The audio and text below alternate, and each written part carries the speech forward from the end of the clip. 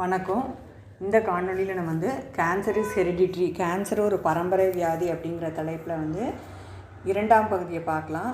முதல் பகுதியில் நம்ம முதல் வாக்கியத்திற்குரிய பொருளை நம்ம பார்த்தோம். இப்போ நம்ம இரண்டாவது வாக்கியத்திற்குரிய பொருளை பார்க்கலாம்.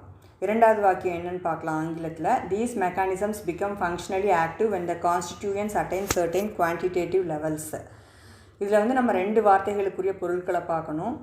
அதாவது ஃபங்க்ஷனலி ஆக்டிவ், குவான்டிடேட்டிவ் லெவல்ஸ். இப்போ ஃபங்க்ஷனலி ஆக்டிவ்க்கு ஆங்கிலத்தில் என்ன பொருள்னு பார்க்கலாம். Hidden, stored, saved knowledges, mechanisms, wisdoms coming to practices. இதுக்கு தமிழில் என்ன அர்த்தம் வரும்னா, மறைப்பொருளாக மறைந்து பதிவாயிருக்கும் அறிவானது, வழிமுறையானது, நுட்பமானது, செயலுக்கு இயக்கத்துக்கு வருதல். அடுத்த வார்த்தை quantitative levels. Here the meaning is size, magnitude, extent, volume, area, weight, length, breadth, height extra. தமிழில் இதுக்கு அர்த்தம் சொல்லணும்னா அளவு, விரிவு, எடை, பரப்பளவு, கொள்ளளவு, நீளம், அகலம், உயரம் போன்றவை.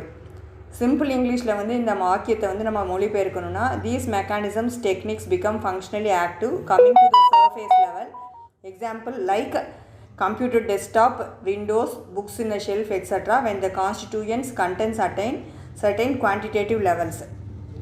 அதாவது இதுக்கு எடுத்துக்காட்டு நம்ம சொல்லணும்னா, இப்போ மறைப்பொருளாக நம்ம கம்ப்யூட்டரில் நிறையா ஸ்டோர் பண்ணி வச்சுருப்போம், கணினியில் சேமித்து வச்சுருப்போம். ஆனால் நமக்கு தேவையானதை மட்டும் டெஸ்க்டாப்பில் கொண்டு நம்ம வேலை செய்வோம். அந்த மாதிரி தான் இப்போ விண்டோஸ் எக்ஸ்ப்ளோரரில் நம்ம எப்படி தேவையான விண்டோஸை மட்டும் ஓப்பன் பண்ணி வச்சுருப்போம், அதே மாதிரி தான் நம்ம ஜன்னல்களையும் நல்லா திறந்திருந்தால் தான் காற்றும் வெளிச்சமும் நம்மளுடைய வீட்டிற்குள்ளே வரும். இன்னொரு எடுத்துக்காட்டு சொல்லணும்னா, இப்போ நம்ம ஒரு புத்தக அலமாரியில் நிறைய புக்ஸ் வச்சுருப்போம். ஆனால் நமக்கு தேவையான புத்தகங்களை மட்டும் எடுத்து படிப்போம்ல, அந்த மாதிரி. இதுக்கு தமிழாக்கம் என்னென்னா, இந்த கரு, உயிரணுக்கள், திசுக்கள் ஒரு குறிப்பிட்ட அளவு வளர்ந்த பிறகு தனது வேலையை, பணியை, செயலை செய்ய ஆரம்பிக்கின்றன. இதில் நம்ம குவான்டிடேட்டிவ் லெவல்ஸ்னோன்னா பெரிய அளவில் இமேஜின் பண்ணிடக்கூடாது. செல் உயிரணுங்கிறது மிகவும் நுணுக்கமானது, நுண்ணியமானது. நமக்கு ஊனக்கண்களில் இது தெரியாது. மைக்ரோஸ்கோப், நுண்ணோக்கி போன்ற சக்தி வாய்ந்த கருவிகளால் மட்டுமே இதை காண முடியும். எடுத்துக்காட்டு நர்வஸ் செல்ஸ் இந்த நர்வஸ் சிஸ்டம், ஸ்கின் செல்ஸ் இந்த ஸ்கின், ஹேர் செல்ஸ் இந்த ஹேர், போன் செல்ஸ் இந்த போன், மசில் செல்ஸ் இந்த muscle. when we eat unhealthy cooked foods, they work each in one direction without any coordination, like people fighting in the name of caste, race, color, creed, religion, country, money, power, prestige, gender, etc. That is for petty things, very silly small things. But these cells, when healthy natural foods are taken, they work for separate branches like muscular system, digestive system, nervous system, etc. but in coordination in the body. எடுத்துக்காட்டுக்கு உதாரணத்துக்கு சொல்லணும்னா, தோல் உயிரணுக்கள் தோலுக்காகவும், நக உயிரணுக்கள் நகத்திற்காகவும், தசை சதையின் உயிரணுக்கள் சதைக்காகவும், எலும்பின் உயிரணுக்கள் எலும்பிற்காகவும், முடி, உரோமம், மயிரின் உயிரணுக்கள் கூந்தலுக்காகவும் வேலை செய்கின்றன. தனது பணியை, செயல்பாட்டை செய்ய ஆரம்பிக்கின்றன.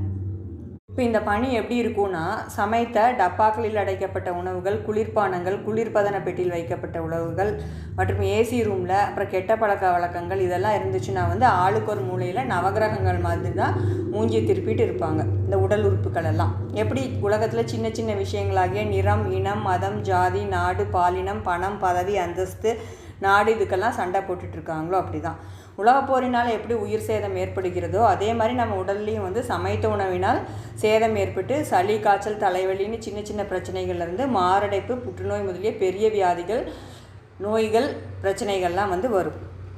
இயற்கை உணவு சாப்பிட்டா இந்த உடல் உறுப்புகள்லாம் எப்படி வேலை செய்யும்னா, ஒன்றிணைந்து ஒற்றுமையாக ஒருமைப்பாட்டுடன் ஒன்றே குலமென்று பாடுவோம், ஒருவனே தேவன் என்று போற்றுவோம் அப்படின்னு மிகவும் ஒற்றுமையாக வேலை செய்யும். உடல், மன, ஆன்ம வலிமைக்காக போராடும், உழைக்கும், மகிழும்.